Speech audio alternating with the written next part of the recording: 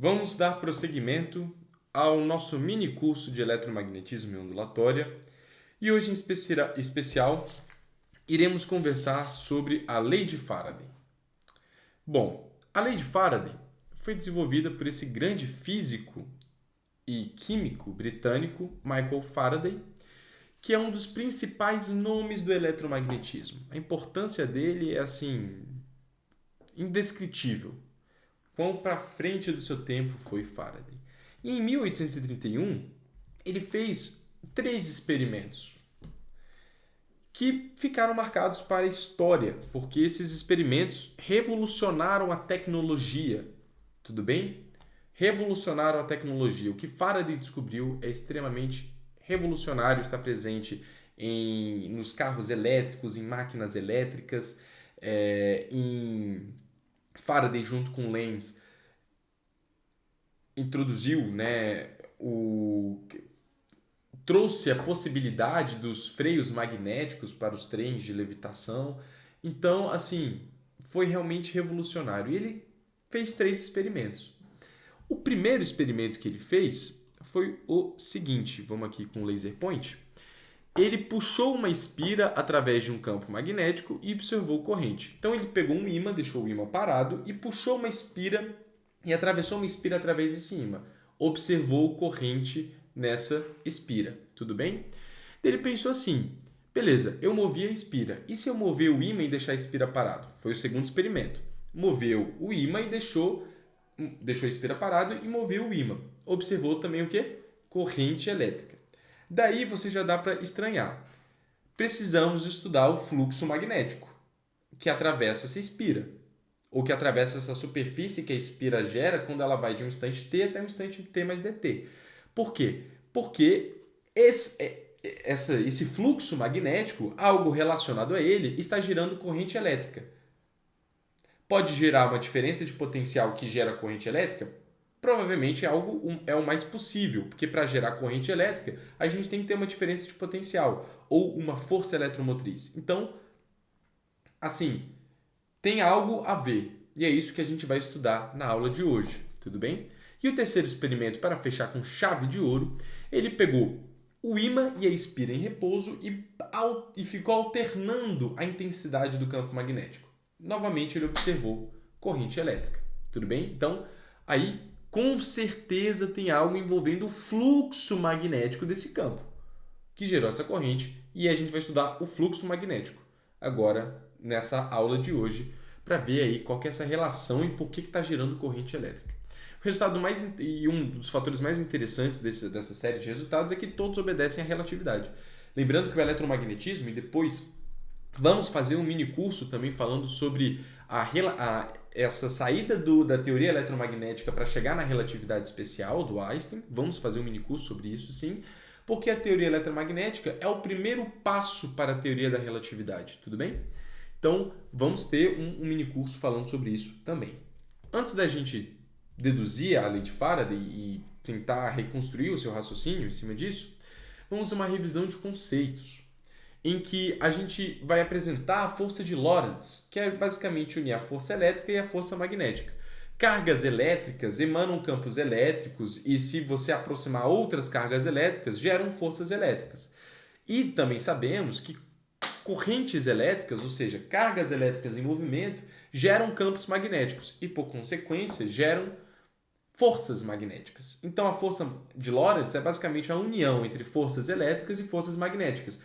Uma soma vetorial em que nós revisamos na primeira parte do curso, que era a parte de revisão de cálculo vetorial. Importantíssimo para você estar vendo esse vídeo, dar uma pulada lá e ver as 2 videoaulas sobre cálculo vetorial. A força elétrica tem essa fórmula que é de ensino médio mesmo, a carga vezes o campo elétrico. A força magnética também tem a sua fórmula, que é a carga vezes o produto vetorial entre a velocidade e o campo magnético. Colocando agora aqui a carga em fator comum em evidência e somando essas 2 forças, nós temos que a força de Lorentz é a carga vezes o campo elétrico mais o produto vetorial entre a velocidade e o campo magnético. Lembrando que isso é uma soma vetorial. Tudo bem? Outro conceito importante é a força eletromotriz, que é um péssimo nome, porque de força não tem nada. A força eletromotriz é a unidade de medida em volts. Ou seja, está muito mais associado a uma diferença de potencial do que a força. A gente utiliza a força eletromotriz, por exemplo, a gente tem um gerador num circuito. Esse gerador ele vai emitir uma tensão elétrica. Só que o que chega realmente num resistor, fora, a gente tem um gerador e tem um circuito bem simples ligado a um resistor, um chuveiro elétrico, por exemplo, que está abastecendo a gente está abastecendo um chuveiro elétrico com esse gerador.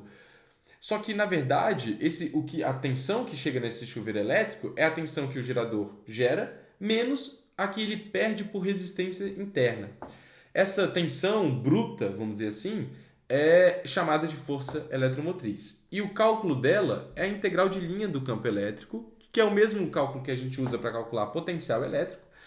E também a gente pode calcular em termos de campo magnético como a integral de linha do produto vetorial entre a velocidade e o campo magnético. Grava essa fórmula, que a força eletromotriz é a integral de linha do produto vetorial entre velocidade e campo magnético. Isso aqui a gente vai utilizar mais na frente, tudo bem?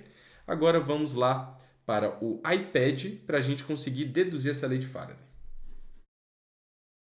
Então vamos lá, meus amigos. Vamos continuar o nosso estudo e vamos estudar o fluxo magnético dessa espira. Vamos analisar o seguinte, a gente está analisando a espira em movimento, o ímã vai ficar em repouso, tudo bem?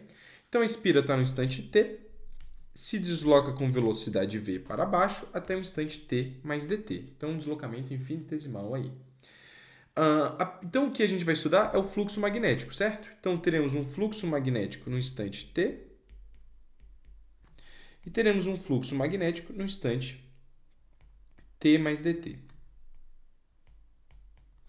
Ok. Vamos definir o seguinte. Vamos definir um vetor unitário.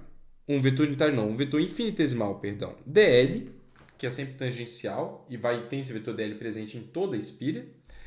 E um vetor deslocamento, que vai ser esse vetor que vai do ponto no instante t até a espira em t mais dt, que vai nada mais nada menos que v dt, né? Já que a velocidade é constante, podemos achar a velocidade como produto, o vetor deslocamento como produto do vetor velocidade vezes a variação do tempo, certo? Sem problemas, variação do tempo dt. E nós queremos achar esse fluxo magnético,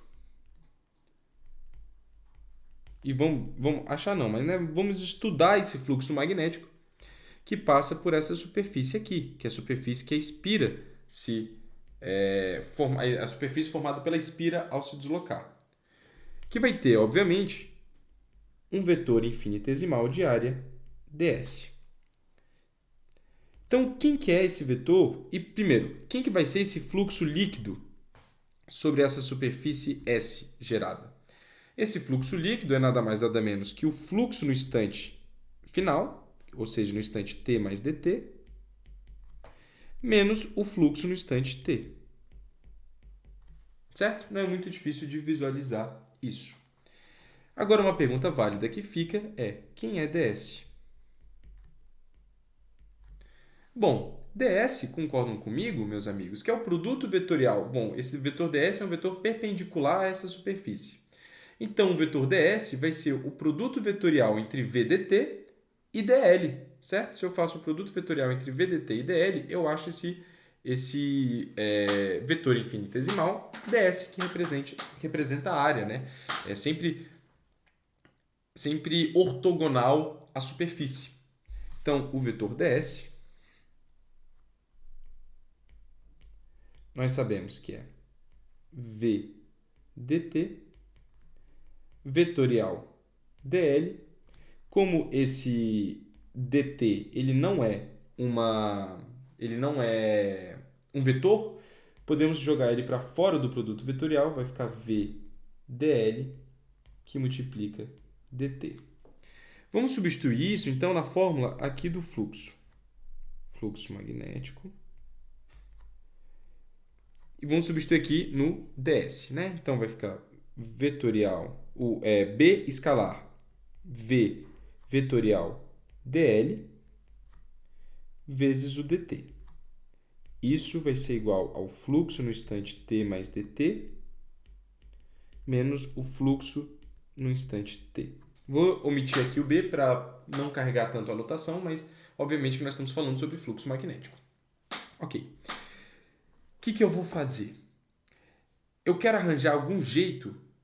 Bom, primeiro, o dt ele não está em nenhuma das variáveis de integração. Então, posso tirar o dt dessa integral. Então, posso tirar aqui o dt dessa integral. Vou colocar para cá e esse dt vem fora da integral, tranquilamente. E eu vou tentar fazer um jeito de rearranjar esse produto misto, esse produto triplo que está dentro da integral. O que eu posso fazer? Eu vou trocar de lado o v e o dl. Só que se eu inverto a ordem do produto vetorial, aparece um sinal de menos, certo? A gente viu isso na nossa aula de revisão de cálculo vetorial. Então, vai ficar menos dt da integral tripla de S, de quem? De B escalar dl vetorial V. E isso é igual ao fluxo no instante t mais dt, menos o fluxo no instante t. Outra coisa que eu posso fazer agora é que esse produto é um produto triplo, um produto misto. Ou seja, eu posso andar com B aqui para a direita, certo? Andando com B para a direita, o que eu vou achar? Menos dt da integral de superfície de dl escalar V vetorial B. Isso tem que ser igual ao fluxo de t mais dt. Na verdade, sabe o que eu vou fazer? Eu já vou passar esse menos dt para o outro lado, dividindo. Então, vai ficar menos, aqui, fluxo de t mais dt, menos fluxo de t, dividido por dt. Já vou fazer isso. Ok. Percebam, meus amigos, que agora eu não tenho mais uma integral de superfície, né? Já que a gente tem um escalar dl aqui. Eu tenho uma integral de linha, ok? Então, agora essa integral não vai ser uma integral dupla, e sim uma integral simples, em superfície fechada, agora num caminho C, já que é uma integral de linha. E eu, só para deixar bonitinho, eu vou fazer o seguinte. V vetorial B escalar dl. Esse B ficou meio... Vetorial B escalar dl. E eu vou substituir o dt como limite de ΔT tendendo a zero. Posso fazer isso tranquilamente. Então, menos o limite de ΔT tendendo a zero. E aqui em cima eu vou ter o fluxo de t mais ΔT menos o fluxo de t. Tudo isso dividido por ΔT. Agora, meus amigos, é que chega a parte de explodir a cabeça. Lembra que a gente acabou de ver? Isso aqui é quem? É o que a gente chama de força eletromotriz. E isso aqui é o conceito de derivada. Mas derivada de quem? Do fluxo magnético. Esse aqui é o conceito de derivada. Derivada do fluxo magnético. Então, quem que a gente acha aqui é o seguinte... A gente acha que a força eletromotriz é igual a menos a derivada do fluxo magnético.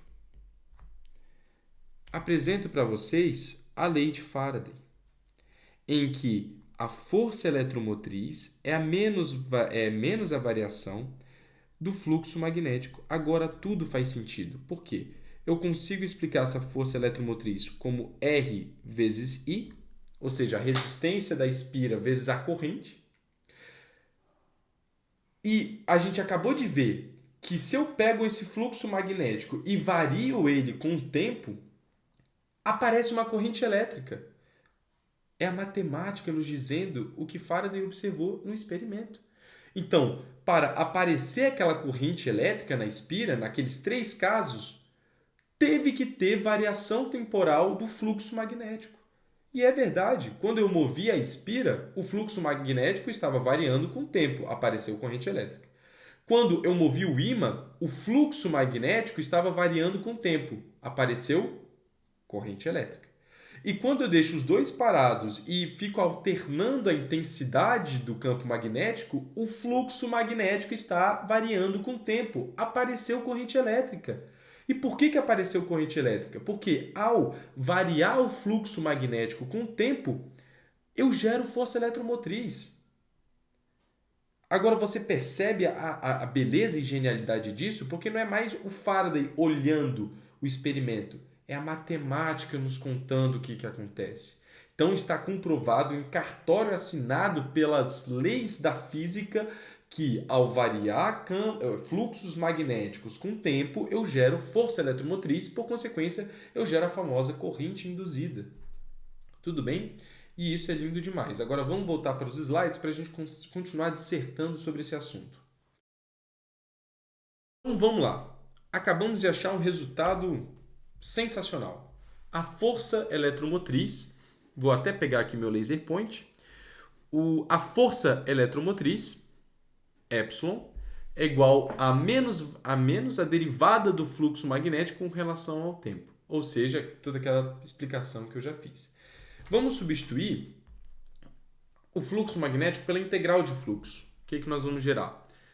Epsilon igual a menos d dt da integral de superfície de b escalar ds. Ok. E vamos substituir agora o epsilon. Bom, a gente viu lá deduzindo a lei de Faraday que a gente pode escrever a força eletromotriz como a integral de linha do produto vetorial entre a velocidade e o campo magnético. Agora vamos escrever como a integral de linha do campo elétrico. Então, a integral de linha do campo elétrico no bordo dessa superfície S é igual à integral de fluxo de menos del B del T escalar ds. O que eu fiz aqui é bem básico.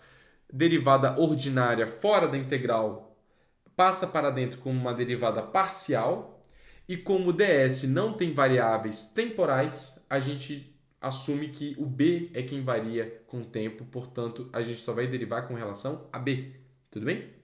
E a gente coloca esse sinal de menos dentro aqui para justamente... esse aqui, meus amigos, é a lei de Faraday no formato integral, na forma integral.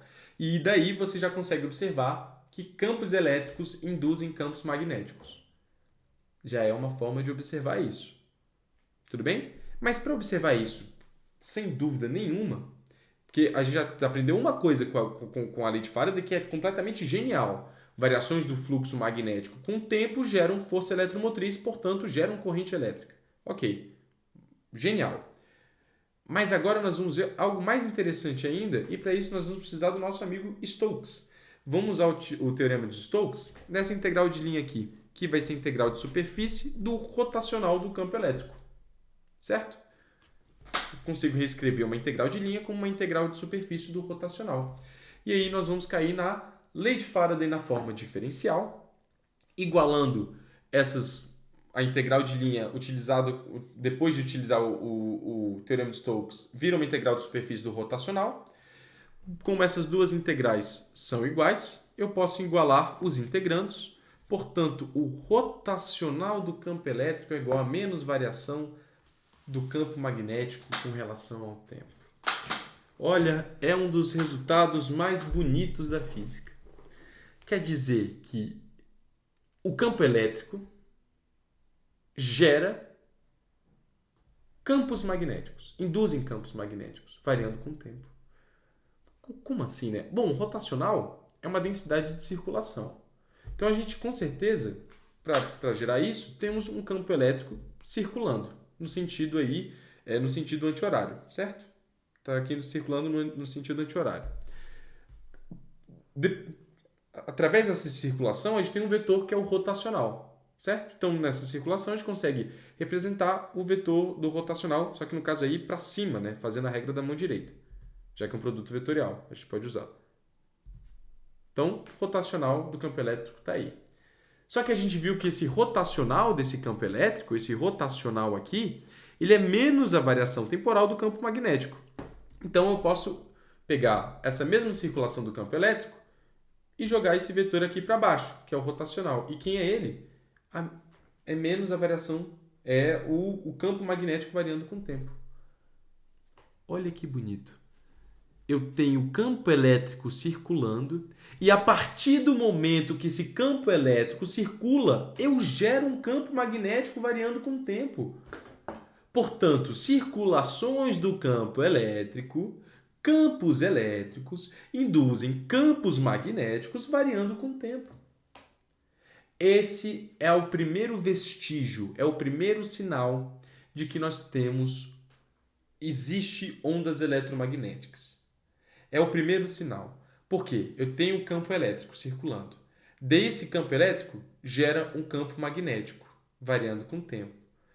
A próxima pergunta para a gente chegar em lei de Ampère, com correção de Maxwell, é: esse campo magnético circulando e variando com o tempo, consequentemente, gera campos elétricos? Será? Mas isso aqui já é um bom indício. Eu tenho um campo elétrico circulando e perpendicular a ele eu tenho um campo magnético variando com o tempo.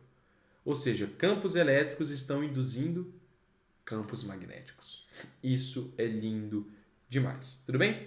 Para encerrar bem, vamos a uma simulaçãozinha que eu fiz no MATLAB para a gente verificar isso de uma vez por todas. Vamos lá. Bom, vamos lá, meus amigos. A simulação já está rodando aqui.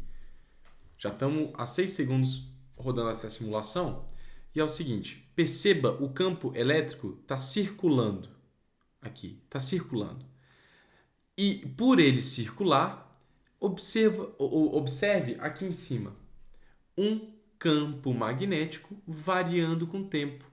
Ó, o campo elétrico começou a circular agora no sentido anti-horário. O campo magnético começou a subir. E ele vai variando com o tempo. Aqui está o campo magnético em unidade de medida em Tesla, certo? Está variando com o tempo e espacialmente também. No caso aqui em X e Y ele é constante, ele só varia em Z.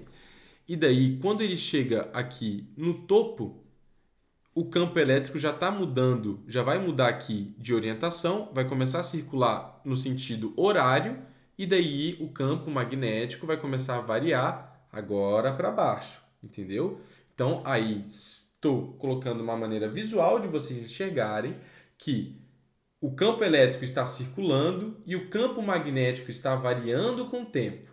Quando o campo elétrico muda o sentido de circulação, o campo magnético começa a subir ou começa a descer. No sentido anti-horário, aí ele está subindo. Quando o campo elétrico muda para a circulação no sentido horário, ele começa a descer.